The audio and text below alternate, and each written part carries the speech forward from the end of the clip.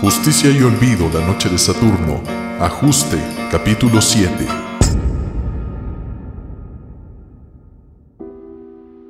Sobre Danilo Córdoba existe un lado oscuro, que si bien no era suficiente para juzgarlo como un ser humano, sí bastaba para condenarlo por los crímenes que había perpetrado.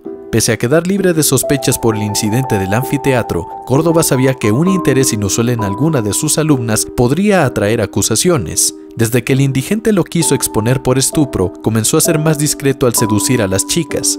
El asunto se había acallado, pocos se enteraron y nadie lo tomó en serio, pero no valía la pena arriesgarse. Danilo Córdoba era hijo de un inmigrante chileno que huyó de la dictadura a México y una artista plástica nacida en España que llegó al mismo país para buscar fortuna. Ambos fueron mediocres toda su vida. Lo mejor que pudieron heredar a su hijo fue el atractivo físico. Desde joven, aprendió a ganar la confianza de gente con más recursos. En realidad no era muy culto, mas sabía escuchar y relacionar cosas que oía aquí o allá. Eso le permitió conocer a Ivette Sámano, una joven psicoanalista hija de un empresario muy exitoso en Latinoamérica y quien le consiguió el empleo como profesor en el IDE.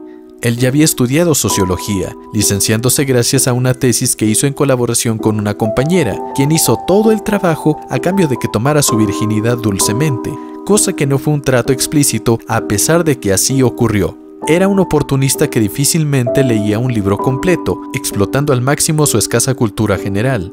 Ivette cayó rendida a sus pies. Le consiguió sitio bien pagado en un proyecto donde estaba participando y después, al ser designada como subdirectora de la escuela preparatoria Victor Tusk, le dio una plaza. Ivette era una mujer de belleza semejante a la de Juliette Binoche, con un cuerpo semejante al de Andy McDowell cuando era joven. Se había enamorado de ella al transcurrir de los años, siendo él quien le dio los ánimos suficientes para tomar los riesgos necesarios y mejorar un IDE en decadencia. Desde que se casó con ella, Córdoba había aprendido la importancia de devolver algo a la sociedad mediante su trabajo, el cual en un principio estuvo a la altura de las circunstancias, pero que con el tiempo se corrompió. Tenía continuas fantasías sexuales en que poseía los cuerpos adolescentes de las alumnas más vulnerables. Siendo un niño de 10 años, caminaba despreocupado por la calle rumbo a la cancha de fútbol rápido de su vecindario, cuando un estruendo de vidrios rompiéndose aniquiló la calma del sitio. Impulsivamente corrió hacia el origen de aquel estrépito, un callejón al que su madre le había prohibido acercarse.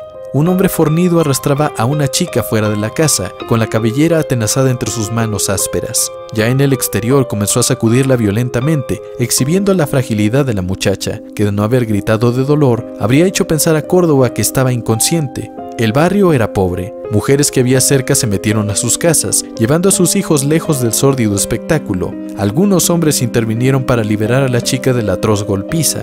Apenas consiguieron zafarla, echó a correr, resbalando con cartón mojado y cayendo de bruces muy cerca de donde el pequeño Danilo observaba la escena. Él se acercó para ayudarla a levantarse, tomando uno de sus brazos mientras escuchaba el horrible repertorio de insultos que el padre gritaba desde lejos. Aquella joven ataviada con uniforme de escuela secundaria estaba embarazada y por ello se había ganado la tunda. La miseria se notaba en sus ojos, de los cuales brotaban saladas lágrimas de dolor e impotencia.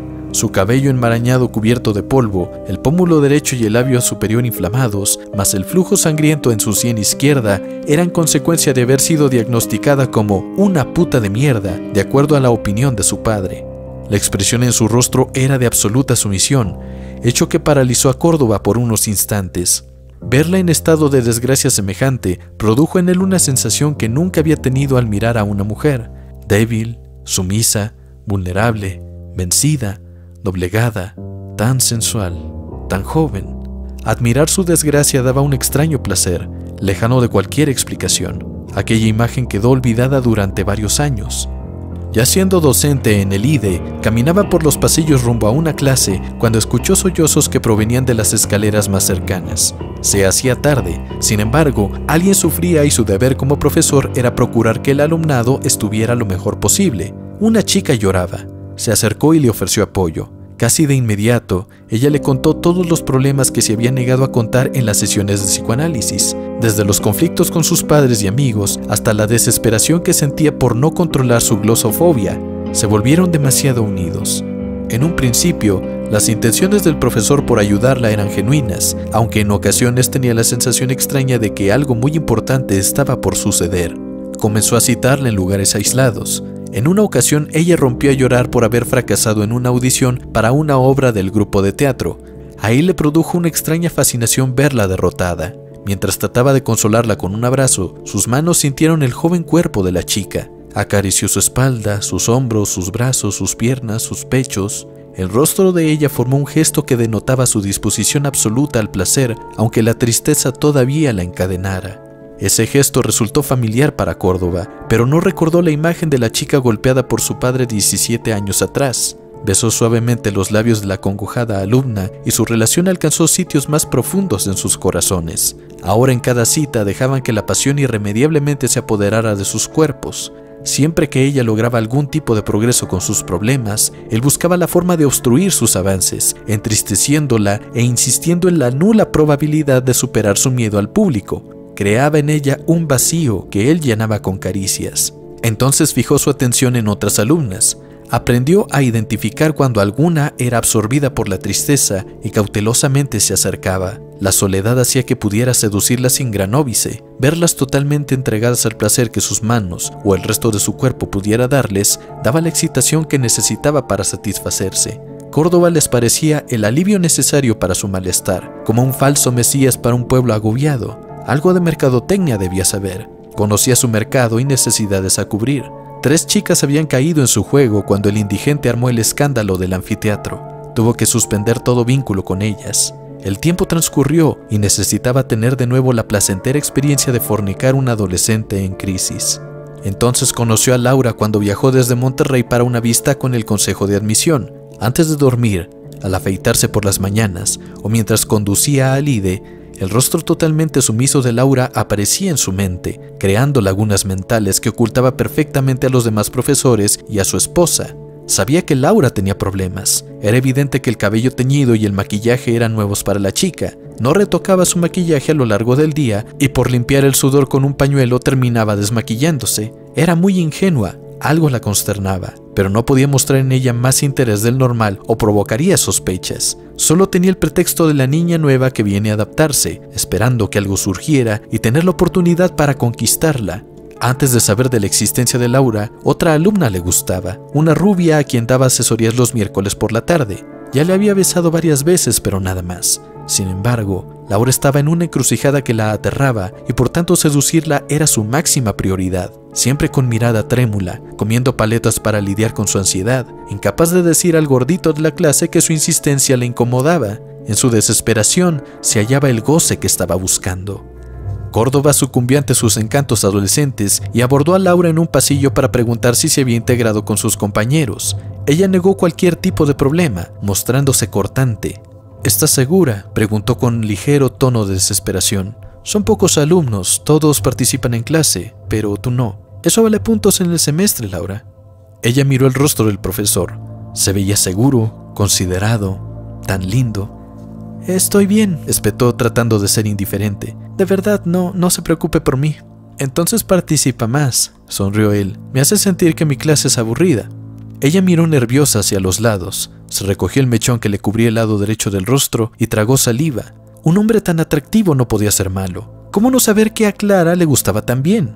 Según ella, era casado. No obstante, no veía un anillo en su dedo. Aunque de ser un ardid para alejarla de Córdoba, ¿qué sentido tendría pedirle que le coqueteara? No sabía qué creer. El profesor le gustaba tanto como la posibilidad de morir la aterraba. Tal vez debería olvidar el plan y darse más tiempo para conocer a su nueva amiga antes de tomar una decisión. Más vale dudar de la bondad de las personas antes que asumir que son inofensivas. La confianza ciega facilita la traición. Podría intentarlo, murmuró cohibida por las pestañas tupidas del profesor. ¿Estás libre los viernes por la tarde?, preguntó Córdoba con una sonrisa sorpresivamente cautivadora. ¿Qué?, respondió aterrada. Tengo un tiempo libre los viernes, dijo casualmente. Puedo darte una tutoría sobre los temas que se te dificulten. Yo estoy aquí para ayudarte. Según el plan de Clara, coquetear era lo que provocaría que él se acercara. No podía saber si era por eso que le estaba invitando a la asesoría gracias a Simón. Por otro lado, era cierto que participar en clase contaba en la calificación final. El único pecado del profesor era ser demasiado lindo. Creo que los viernes puedo, murmuró tímidamente. Entonces nos vemos esos días en la sala de maestros a las 4 de la tarde a partir de mañana, dijo pestañeando varias veces. Lleva a tu amiga si quieres. Lentamente acercó su rostro al de Laura y besó su mejilla, muy cerca del cuello. Como si hubiese olfateado una sustancia tóxica, Laura quedó completamente dominada. Durante un instante, habría permitido que hiciera lo que deseara con ella sin resistirse. Él se alejó lentamente, sin advertir que Laura permaneció inmóvil. Solo tenerlo cerca le emocionaba muchísimo, pero no sería otra más en su lista. No lo permitiría. Valía demasiado como para que un tipo tuviera su cuerpo sin amarla. Se dice que la primera vez es un recuerdo permanente y no dejaría que se convirtiera en una tortura, lo que debería ser una de las más bellas experiencias en su vida. Laura estaba ansiosa por ordenar sus ideas y decidir qué hacer con lo que sentía por el profesor, sin verse en necesidad de contarle a la chica rubia del mechón rosado. Toda aquella situación era muy extraña, no tenía sentido. Si el IDE se encargaba de denunciarlo, entonces su reputación no se vería afectada y el único culpable sería él. La institución no estaba en peligro. Si cooperaban con la justicia, todo saldría bien. Además, era absurdo pensar que todo se viniera abajo por un escándalo. Había algo que Clara no le estaba diciendo, y eso sería lo primero que debía averiguar antes de poner en tela de juicio la integridad de un hombre que le estaba tratando como nadie más en su vida. La diferencia de edades relativamente no era mucha. Fausto le llevaba 5 años a Anaí. La diferencia con Danilo era de 11, que desde cierta perspectiva temporal no es la gran cosa.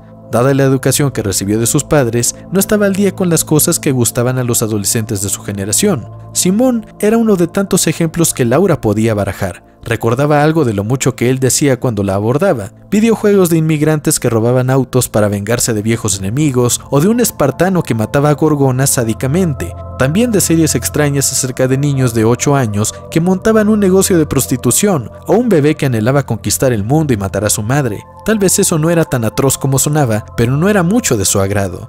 Anaí no le permitía ver muchas cosas en la televisión. Podía ver series como Pippi Longstocking, La Pantera Rosa o El Mundo de Big Man, quedando fuera muchas de las cosas populares. Ver Los Simpsons había sido un logro enorme para ella.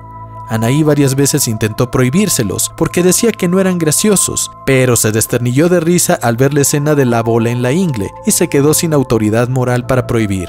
Otra dificultad para integrarse era la tacañería de Fausto. No reparaba en gastos de escuela, comida o ropa. El problema surgía cuando le pedía ir al cine. De niña la llevaban a ver películas animadas con finales felices como a cualquiera. Gradualmente, desde los 8 años, Fausto y Anaí preferían acudir a centros culturales a ver películas viejas. Algunas eran mudas y las musicalizaban en vivo. Funciones gratis, sin juguetes ni vasos promocionales. Habría sido insoportable de no ser por las clases particulares de guitarra y piano. Al menos podía escuchar las notas y aprender el sonido de armonías. Laura no estaba acostumbrada a tener demasiado en común con la gente de su generación. Imaginaba que alguien 10 años mayor podría ser un poco más afín a ella. A decir verdad, deseó que una persona se acercara como Simón, para así tener el apoyo de alguien que le introdujera a una vida normal y tener amigos. Al pensar en cómo lo ignoró y la ambigüedad de sus intenciones de llamar la atención de Córdoba, se dio cuenta de que llevaba mucho tiempo deseando algo que ya no quería. Necesitaba conectar con alguien menos entusiasta, un hombre mayor. Fausto y Anaí se encargaron de que madurara asaz pronto con esa crianza tan amorosa y al mismo tiempo tan seca, como cubrir de etileno a bananas verdes. No podía dejar de sentirse como una anciana que trataba de utilizar palabras juveniles que no sabe bien qué significan. Ser amiga de Córdoba o seguir coqueteándole, concederle el beneficio de la duda o mantener la suspicacia. ¿Por qué hiciera lo que hiciere? El estrés lo hostigaba de día y de noche. Necesitaba que todo terminara pronto. Estaba hastiada de pensar y repensar la situación. Estaba harta de dudar de todo. Era la hora de poner sus asuntos en orden.